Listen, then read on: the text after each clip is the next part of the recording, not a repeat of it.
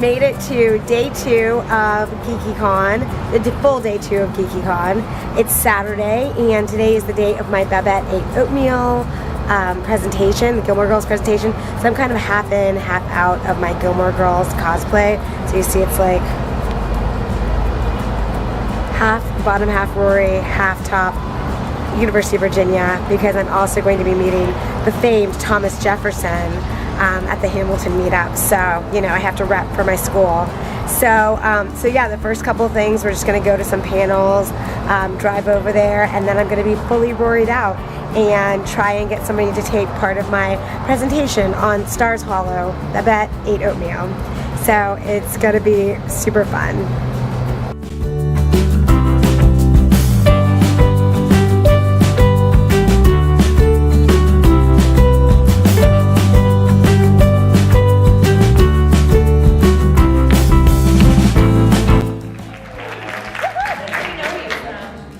And so I guess this is good. We're sitting in like the actual in the shows that were on order. Yeah, but that's cool. It worked out.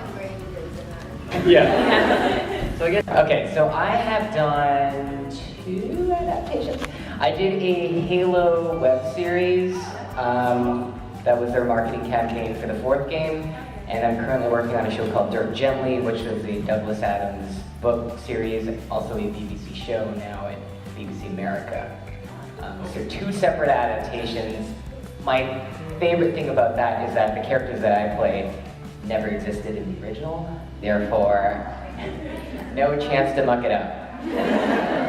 Wow. But it was a really amazing experience. That was a really proud thing for me to be able to do. So. I'm Ashley. I play Lizzie, the Lieutenant. Can you imagine? Oh my god. That's happening now. Yeah.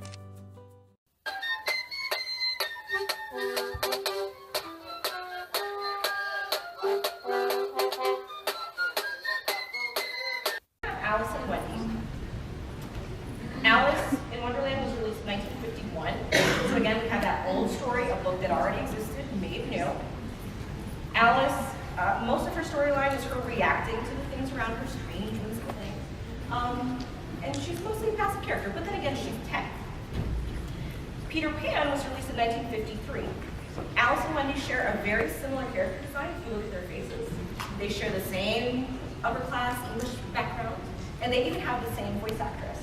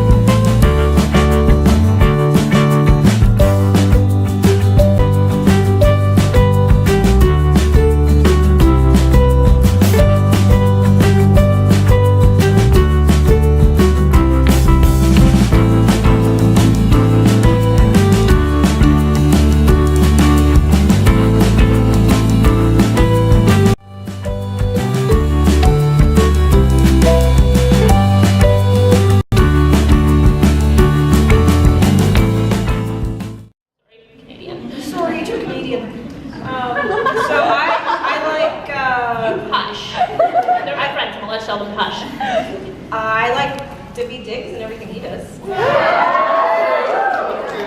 Peter Man. Yes.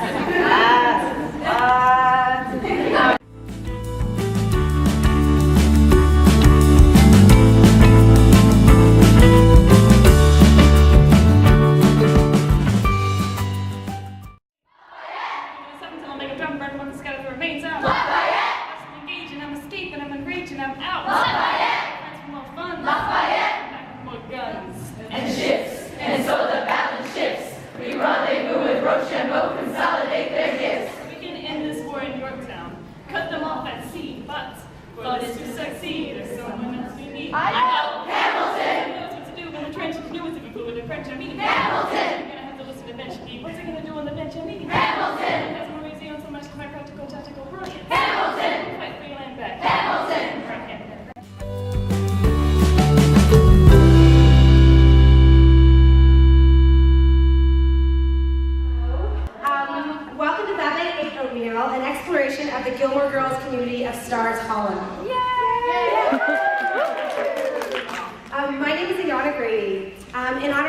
representation, I'm currently cosplaying as Chilton.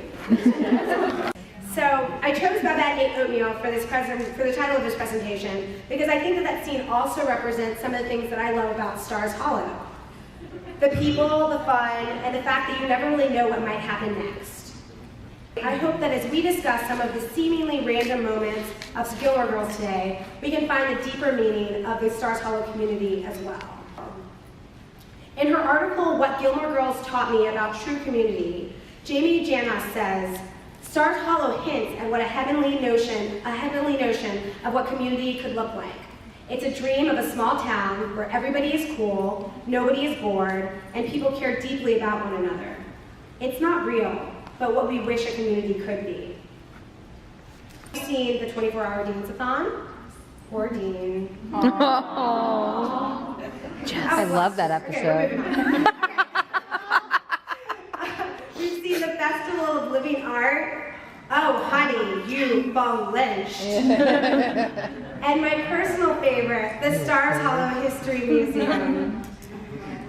Yes, Luke is excited about that one. So my top 5 Stars Hollow residents. Number 1. Patty. So, buckle up, I'm Patty. Who doesn't love her fun spirit, and of course, her Founder's Day punch. So we see that family one final time, for now, in the final episode of the original series. So spoiler alert if you haven't seen the last episode. Sorry. For better or for worse, depending on how you feel about it, Gilmore Girls' time has come.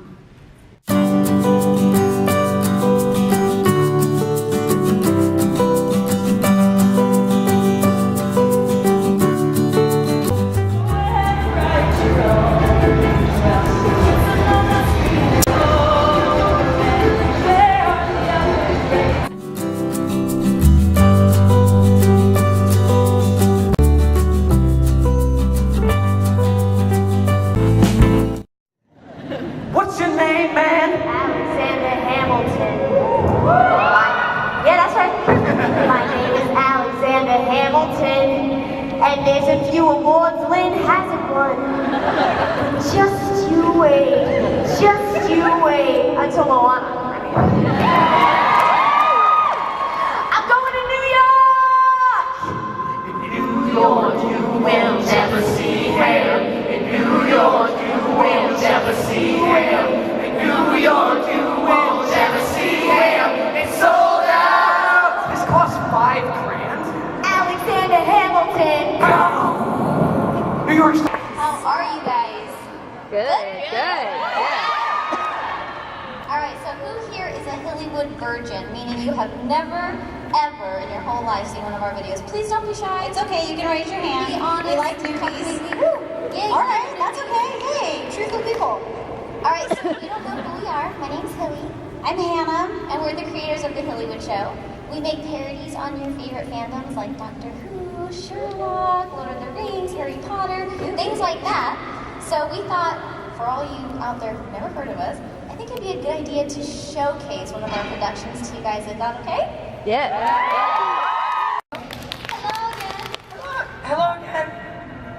Uh-oh. Losing your voice? Harry and the Potters was last night at the Brat Bay Salon. We can hear you loud. So we got this stuff.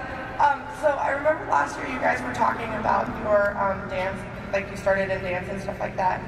And it actually flows over into the acting and the parodies and everything, and this is for all 3 of you. What was the funniest or most outrageous costume mishaps? I know when I was doing The Walking Dead, I was like, don't talk to me, don't make me smile, because it like risks lifting my whole beard off. And I remember doing the scene against the fence with the zombies, and I was trying so hard to go for it, and everybody's looking at me. I'm like wanting to go into my shell at this point. And my beard was lifting, and it was absolutely embarrassing, and it was just like I couldn't act. It was like flapping. It was horrible. Like there's things like that that have happened. Yeah, like. Let's give them a. Here's some reggae. This is 2 a.m.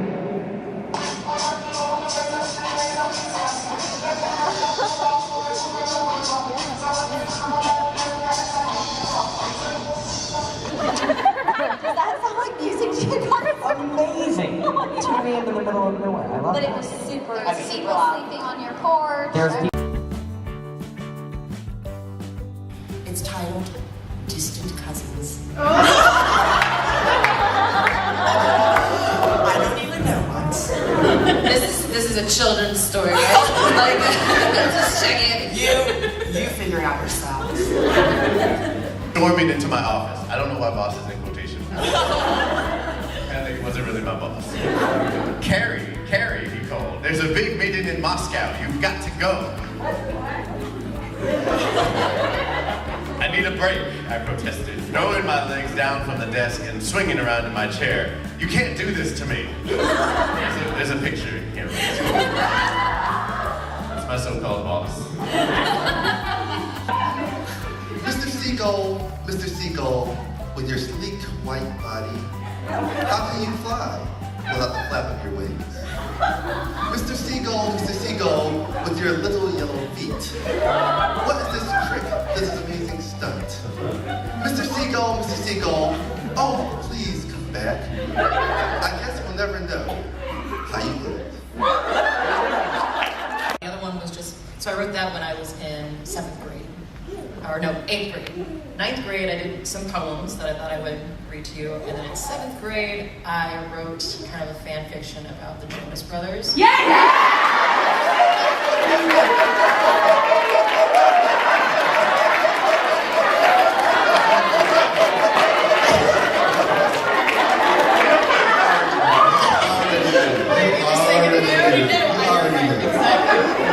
I was thinking about not even including it, but then I had my friend Jackson was like, if you don't do that, I swear.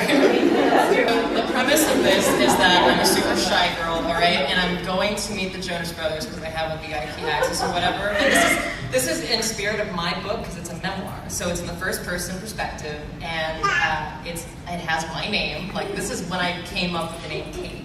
This is like a little afterwards of me deciding I wanted to be named Katie. So, but the whole premise is that I don't want to look at them. Like, I'm so shy that when I meet them, I don't want to see their faces. So, like, the whole thing is going to be like me flipping my hair. Like, all right, let's just jump into it. I got my hat. I don't wear hats, but this is just so I can do it. The auditorium was dark, not as dark as I would expect it to be. Above us were dozens of lights. Some of them were flickering on and off at different intervals and in different colors. Suddenly, out of the corner of my eye, I saw sparks shoot into the air. Holy dicks, what was that shit?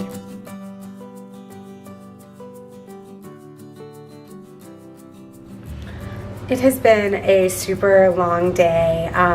The Gilmore Girls panel was amazing, and I just can't even say enough things about it. Everybody was so sweet, as they were last year, and I just love this geeky Gilmore community and all the people that love Gilmore Girls as much as I do. It just makes my heart just burst. And then we had more pep band and more panels, and it was just a very long day, and so I'm very tired. I was actually considering not even going to the ball tonight, but I think I'm going to do it. I'm in my Star Wars dress, and so hopefully I'll be able to get some food right now and kind of get better and feel better so that I can get out there and shake a tail feather. I don't think I've ever said that before. Shake a tail feather out there on the dance floor at the ball. The other option is also that they're having a game night, which Mia is helping to organize. So that might be an option. I think I'm going to go to the ball though. And I don't know if I'm going to make it to the Cursed Child release party. But we will see as the night goes on.